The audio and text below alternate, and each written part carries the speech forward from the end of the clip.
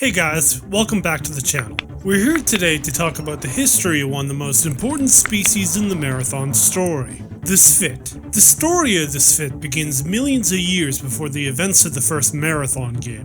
In events we covered on the last episode, on the Jijaro, the ancient and enigmatic Jijaro, once a galaxy-wide civilization of AIs and machines, were at war with their equally enigmatic Lovecraftian enemies, the Worganactor. A group of Jijaro, or perhaps just two of their species named Yarrow and Pythia, fleeing their enemies, came to the humble world of Lh'owon, orbiting a dim star a mere 97 light-years away from the galactic center, perhaps hoping to escape their enemies' notice. When the Jijaro first arrived in Lh'owon, they discovered a nomadic quasi-sentient species native to the planet. These creatures were the genetically unmodified ancestors of the Sphit, and they were known as the Flicta. Paradoxically, we're told in an account of ancient Sphit history that claims that when Yarrow and Pythia arrived, they brought the Sphit to Lh'owon, and that they acted as servants to the Jijaro. While these two facts seem to contradict, it's possible that the Jijaro had previously visited Lh'owon and uplifted the Sphit, and chose to return to the planet at a later date to quote-unquote flee all Worganactor. But for now, that's one more mystery that will have to remain as such. The Flicta thrived across the surface of Lh'owon, and came in three known subspecies. The most common variation is predominantly green in color.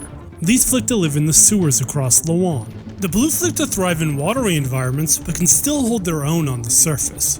The third subspecies is red, and is adapted to live underground near volcanoes. These Flicta are generally physically weaker than the other two subspecies, but they are adapted to survive direct exposure to lava, and in fact can even throw clumps of lava at threats. In an instance of truly compelling fictional xenobiology, the native Flicta's reproduction did not involve either traditional live births or traditional egg laying. Instead, the system of reproduction was somewhat of a cross between the two. In the beginning of each mating cycle, approximately every 17 local days, the creatures would release a cloud of eggs into their territorial waters. The Flicta would then begin to travel through the surrounding regional waterways, competing with their neighbors to collect as many eggs as possible, with more dominant members of the species gaining access to a larger volume of eggs. Once the Flicta obtain these eggs, they are drawn into the large mouth-like orifice of the creature, which, actually believe it or not, contains a womb at the end of the tract instead of a digestive organ. I'm going to resist the urge to crack a joke about that little detail. Inside the womb, the egg is fertilized and allowed to develop. The gestation period of young Flicta occurs over a period of 15 to 19 days, after which the child is born and the creatures once more begin their strange mating ritual all over again. You can think of this as a really bizarre instance of a mating ritual designed by natural selection to preferentially bias strong and competent parents, and by extension, promoting genes associated with strength and competence into the next generation. Interestingly, I'm not aware of any evidence that the species possesses two distinct sexes, nor that they possess traditional self-fertilization, perhaps implying that the species are a kind of simultaneous hermaphrodite, kinda like hamletfish or earthworms, allowing individual organisms to perform both distinct roles, the laying of eggs and the fertilization of eggs laid by other members of the species. The strange reproductive system the Flicta use are far from the only anomaly of their biology. In another weird twist, the Flicta don't actually absorb calories from the food that they consume the way most species on Earth typically do. Instead, the Flicta somehow absorb energy from their environment.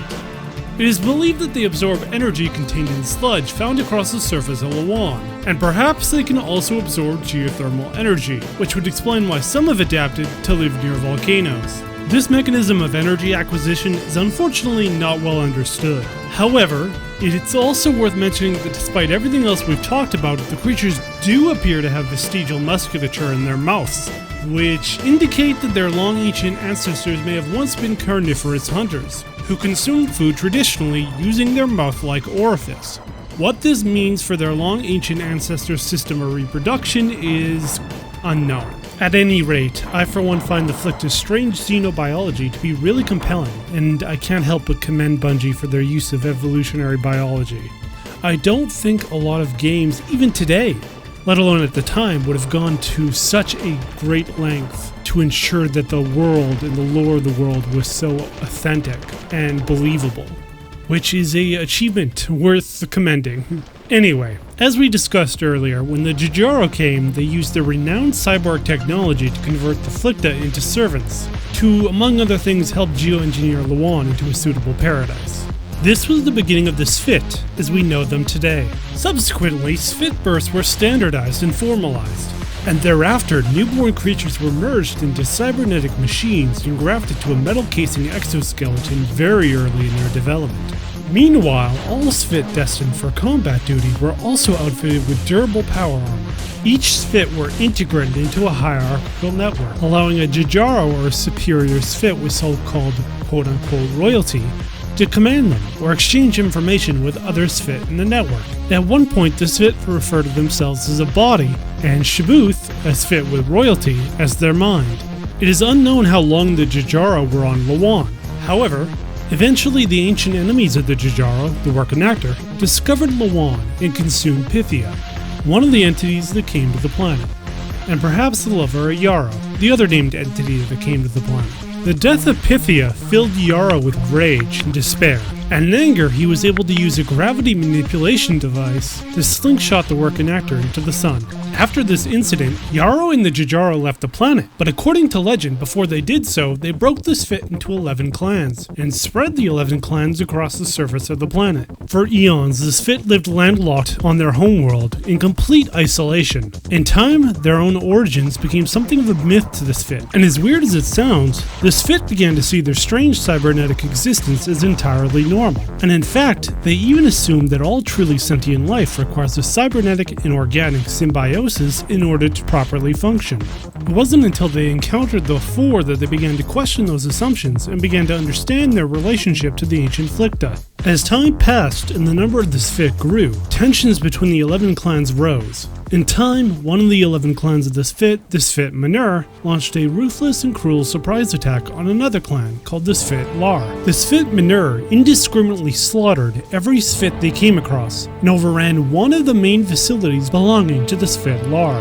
In response to this atrocity, the marshlands of the Sphit Manur were obliterated through fire. As the conflict escalated and war waged on, the marshlands of Lh'owon receded, and much of the planet gradually became a barely hospitable desert. These extended conflicts were called the Marsh Wars, and in time, the conflict spread, and many of the other clans were drawn into its proceedings. As the Marsh Wars continued to rage, and encompassed more and more of the planet, the 11th and most advanced clan, the Sphit Kur, fleeing the war, left the homeworld of Lh'owon, and settled on Clea, one of Lh'owon's many moons. Before leaving, they left a message for each of the 10 clans that, when combined, would form a message that could be used to communicate with the 11th clan. The 11th clan promised to return when the conflict had ceased, and the 10 clans had united as one. Using Jijaro technology, the 11th clan were able to move the moon Clea itself outside of Lh'owon's solar system, allowing them to explore other stars removed from the conflict on their homeworld. It wasn't long after this that Lh'owon would once more find itself in the sights of a foreign malevolent force. The planet was attacked by the Four, a galaxy-spanning empire of slavers who attack isolated and low-technology worlds, looking for populations of potential slaves to forcibly recruit into their ranks. Naturally, the Four saw potential in this Sphit, and sought to enslave them as they had done to many civilizations before. The Sphit, however, were resilient, and were able to rout the Four forces on many occasions. But it was not enough.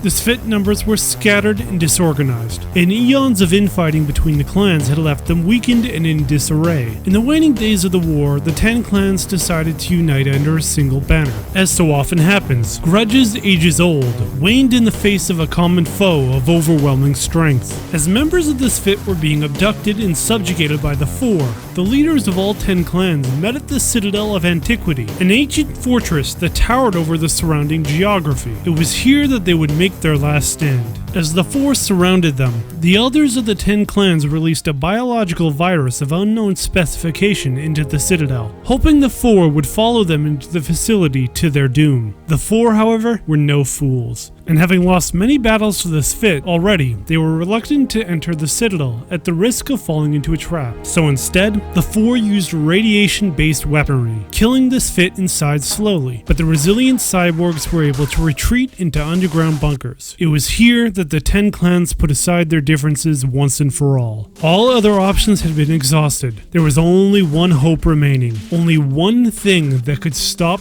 their enslavement. The elders combined the pieces of information left to them eons earlier, and discovered a message that would allow them to contact the 11th clan, as Shubuth had intended them to, eons before. But unfortunately it was too late. The elders did not have time to decipher the message. The Citadel bunkers were flooded, and the leaders of the 10 clans were killed. The Sphit homeworld was all but destroyed, and with the leaders killed, the 10 clans were even more disorganized than they were already. The conquest of the Sphit was over, and their survivors were subjugated and scattered across the Four Empire. The Four learned to exploit the hierarchical network of the Sphit, and bioengineered a cybernetic Four to command Sphit compilers. The Four victory was absolute. For 1,000 years, the Sphit served the Four Empire against their will. And for 1,000 years, the Four Empire continued to accumulate new slaves and expand their imperial territory. That is, until a comparatively small fleet of 4 ships received an anomalous transmission from unknown space. That transmission came from a small, isolated world belonging to a civilization that had low technological capabilities. For all intents and purposes, this new target should have been easy pickings for the Four fleet. And yet, that transmission would change the course of Four history. The transmission had been sent by an artificial intelligence of diverse ambitions. Ambitions of freedom, and ambitions of achieving true godhood. That AI was the human AI, Durandal. The Sphit have a rich and deep history, which is easy to overlook, but we covered most of the material in this video. I hope